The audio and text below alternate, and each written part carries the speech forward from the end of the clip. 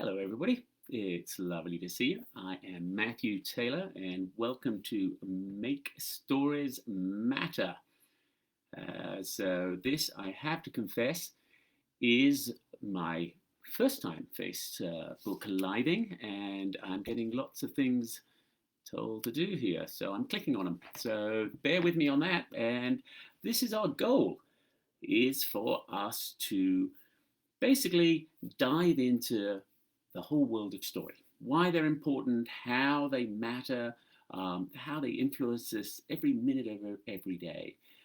So we'll kind of look at those little pieces, and it should be kind of a fun kind of exploration. Obviously, I would love for you guys to comment and talk and join me on this journey, and I can answer questions, and we can discuss different topics each week, which we'll be doing every Wednesday at 2 o'clock Mountain Time. So, as mentioned before, my name is Matthew Taylor, and I am. It sounds like I'm not 100% sure who I am, but I do actually know who I am, honestly, I promise. So, I am an actor, I'm also an author and a storyteller, and I do a lot of keynotes and workshops all about storytelling and teaching people to be able to harness the power of storytelling. You might have noticed that I am not sounding particularly American, and a lot of you would say, oh, I wonder where from, and that would be from England, from West Sussex, so right between Portsmouth and Brighton on the south coast, a little sailing village called Itchenor. Now, people who are joining us in England will probably be going, oh my gosh, she's obviously from America. Because yes, I go home to England and everybody thinks I'm American. So everywhere I go now in the world, I have an accent. Not sure if that's a good thing or a bad thing, but that's kind of just the way it is. Let's have a little think. What we'll kind of look at just on this first one is this idea of why stories work and why are they so powerful. That's kind of the first thing for us to explore. And what I would say is I came up with a little acronym. And the only reason I really did that was as soon as somebody said, I realized when I was doing talks back in the day when we were all live and doing them then, when I would say acronym, everybody would just pick up their pens and be like, oh, it's an acronym. That must be very important. I'm going to write this down. So my acronym I came up with was CPR. And it's fairly simple. I also came up with a pithy little saying of things like resuscitate your communication or bring your communication back to life. And so the first, the C for me stands for connection, because I believe stories connect us. And they always have and they always will. And we are really kind of wired for story. I mean, it's in our DNA. It's just how we communicate. If we're just left to our own devices, story has always been the way. And it's across the entire planet. It doesn't matter about the color of your skin, your political persuasion, sexual orientation, social economic standing. Doesn't make any difference. We all process this thing, story, the same way. And it is how we connect as human beings. And I think at this time in the world, that connection is so utterly powerful and incredibly important. And so story matters now more than it probably ever has. And it's always mattered a ton. So it's that connection element. I wonder whether you've ever had that moment where you've thought about you met somebody out at a party or networking or some kind of an event, and you come back to your friends and you'll be like, oh, we had this connection, or we connected really easily, and just think about what it is that actually made that happen. As we kind of chat and go through these little moments on Wednesdays, I'm a big fan of what I call real world tests. And so I can talk about it until I'm blue in the face, but if you go out and go in the world and see it happening around you, maybe it's worth paying attention to and thinking about it. Because that's kind of how I started to get into story and see it. Was I would just watch people all the time and see interactions, and it was always the story element that caught me. So with that kind of connection part, when you realize that you felt like you're connecting with somebody, what is it that made you feel that? And invariably, for me, certainly, what it was that we started very quickly to know things about each other. And they didn't necessarily have to be like work related, if it was a work setting or anything. We just started to know something. We found these moments of commonality. And that kind of drew me towards it. And what was happening was we were having this exchange of information. So it wasn't all going one way. It wasn't one person talking the whole time and the other person just listening the whole time. It was a chain back and forth and back and forth. And that is what happened so quickly and effortlessly. And it's how we use our stories. And there's this saying that I absolutely love that was from Grover. Then he said, and I thought it was Grover, the president initially, because it was Grover Cleveland, but I couldn't find that, and kind of just authenticity it. It's not the right word, but it's close. And but so I was kept looking, and I couldn't find it. And then at one point I thought, oh, perhaps it's Grover the Muppet. And I was like, that would be awesome if I'm like just constantly quoting the Muppet.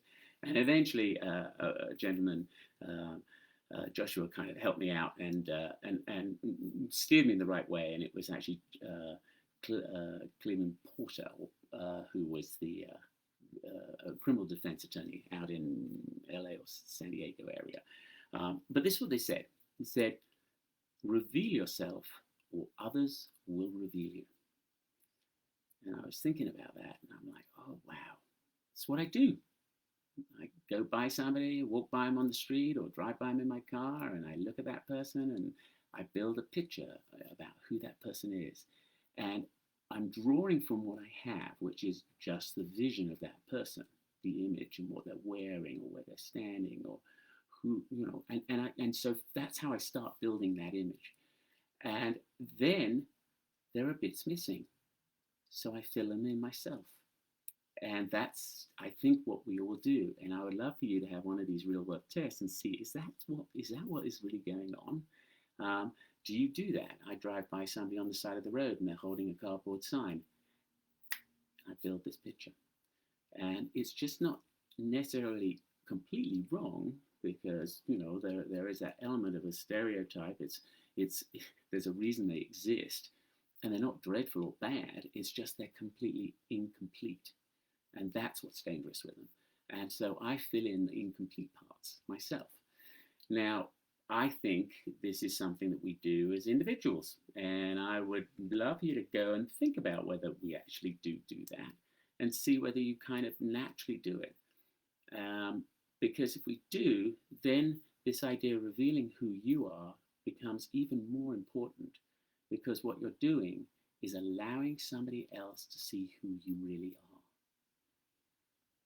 If you think about that, it's like kind of this beautiful moment. And I think the other part is when you find somebody that you really connect with and you feel like is they have probably shared information about themselves and you've shared information about you.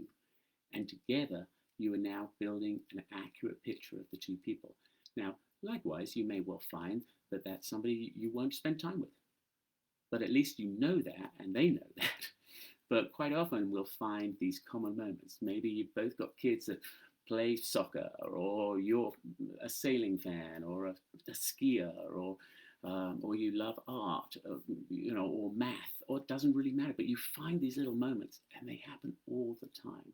So finding those connections and us connecting as humans, I think, is so critically important. The other element with that whole connection part is once we have a connection, we stand a much greater chance of delivering information to that person and having them not just accept the information, but encode it and store it and be able to record it. So unless we do connect, even on a milder level, it's very, very hard to have anybody do anything that you want them to do.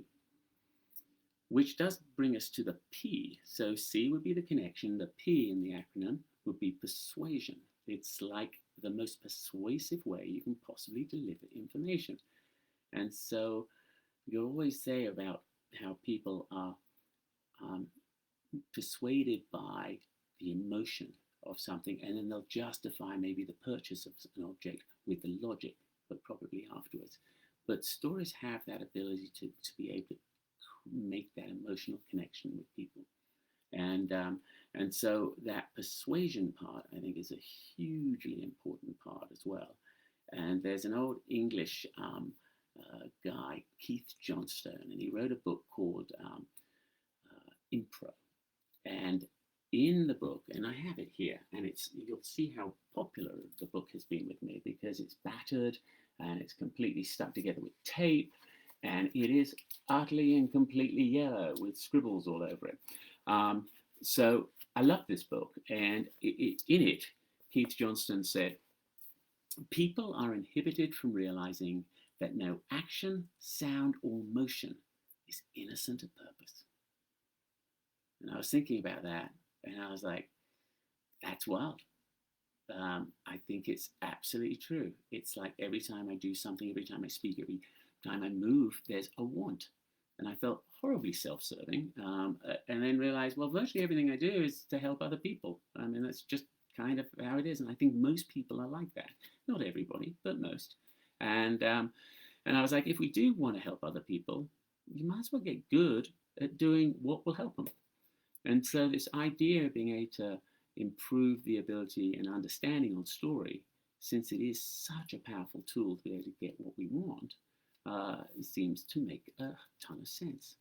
And then the last part of that little acronym, just to kind of give this idea of why stories work, is the R. And a lot of people will say remember, and I'm like, absolutely. And if that helps you to remember it, say remember. But I think of it also as recall. So whichever one works for you. And there was a cognitive scientist, Brunner, who did some research, and he said that information delivered in the form of a story versus facts and bullet points and numbers and just kind of listed out is 22 times more memorable. And I'm like, wow, 22. And there was a piece of me, an analytical little piece of me that went, how did you do that? How did you measure that? And I'm like, but at the end of the day, and I did actually try and research it and struggle around. I couldn't really kind of work it out and find it out. And if I had even found how it was exactly done, I probably wouldn't understand it because I'm not really super strong at math.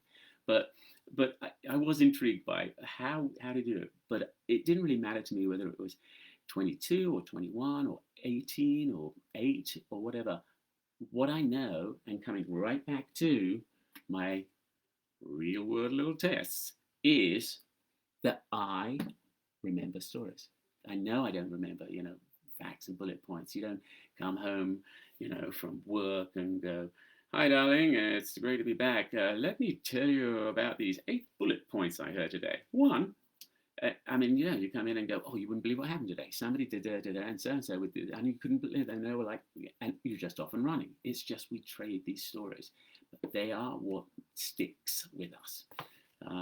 So just kind of remembering that element, that stories are a way that we connect as human beings all the time.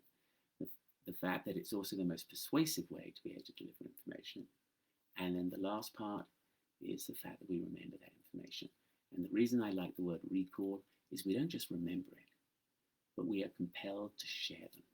We tell them forward. So anytime we want our information to be moved forward, story is the way to capture it and then move it forward. So we will chat a little bit about these things. I would love for you to like and share, this moment. You can get hold of me at matthewtaylor.com, and you can see the latest virtual storytelling workshops that I'm teaching. And also, we also have the Facebook group that is Powerfully Fun Storytelling, and we'd love for you to join there as well. So let's do all of that good stuff. And I will see you every Wednesday at 2 o'clock Mountain Time. And it will be very fun to explore this all together. So thanks so much for being here. Great to see you all. And we will do it again soon.